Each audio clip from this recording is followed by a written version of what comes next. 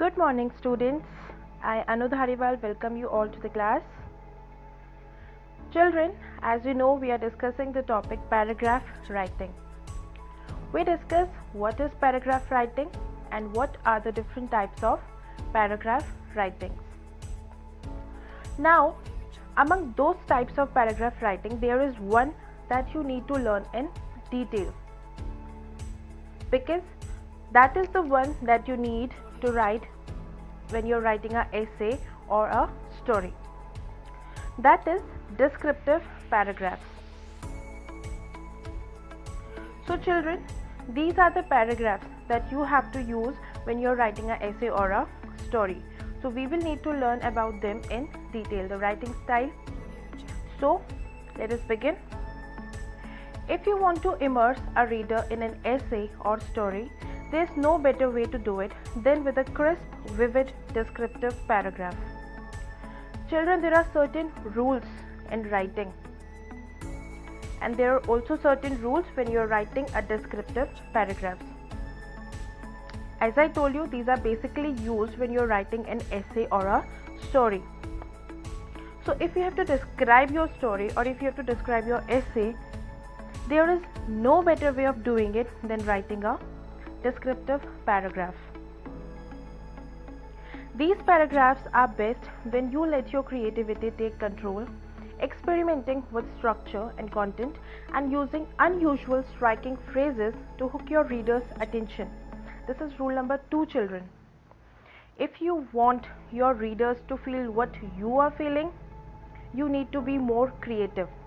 You need to be more imaginative. Your creativity and your imagination is all that matters when writing a descriptive paragraph.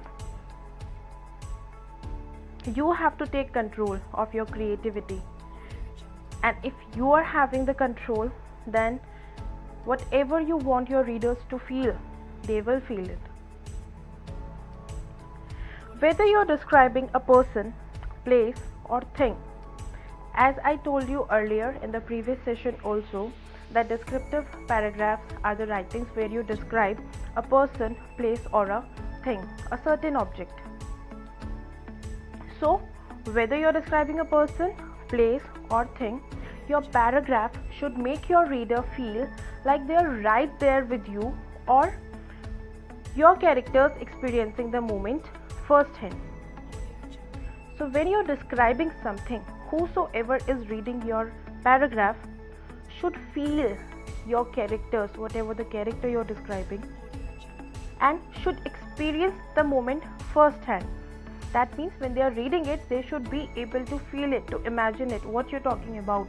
They should be, if you're writing about an object, they should be able to imagine that object. If you're talking about a person, they should be able to imagine what you're telling about the person. Let us take an example. Suppose you're writing about an object. If you have to write a paragraph on an object. Now when you're describing, as I said, there are certain rules to it. I have divided these rules into 4 points.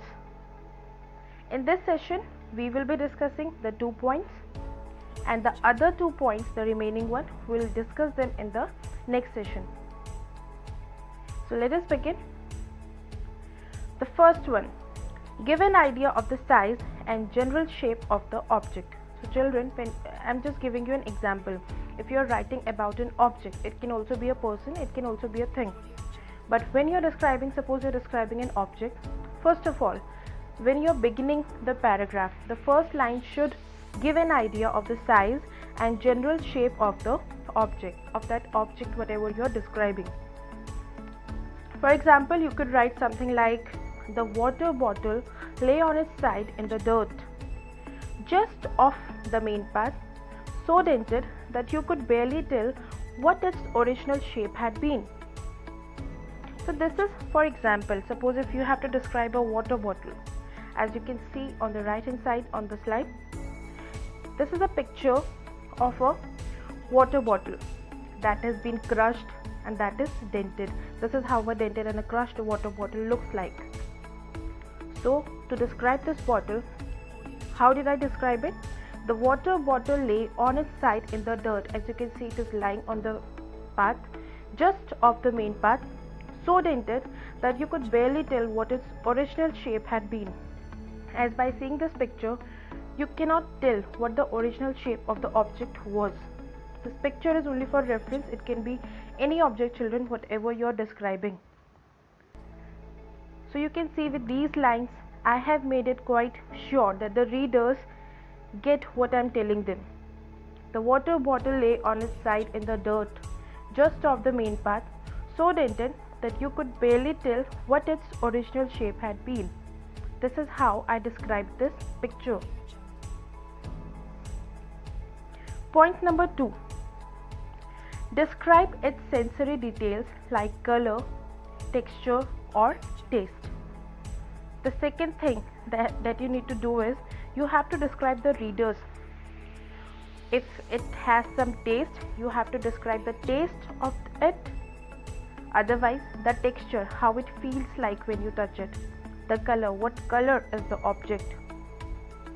The reader's sense of touch, smell, taste or sight will make the object come alive. So if I just say it is a pen, so it is just a pen. I can just imagine a pen. But if you are writing a whole paragraph about an object, you want the readers to read about it, you will need to describe it. The readers should feel it through their 5 senses or either one of these senses, that is touch, smell, taste or sight. For example, let us take the example of sight, like what we see. The light bulb was incredibly powerful, throwing off a blaze so bright it was almost violet. So as you can see the picture on the right hand side, this is a blaze of light, very bright, and as I said, the light bulb was incredibly powerful, throwing off a blaze so bright it was almost violet. So I am describing a light here, a blaze of light here. When I write, if I could have only written it like the bulb was throwing a violet light, so it doesn't attract the readers.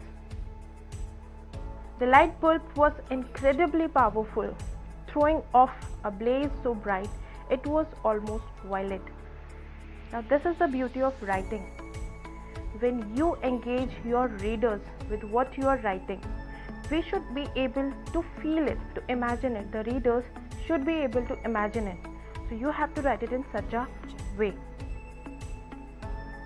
These are 2 points of descriptive paragraphs. Other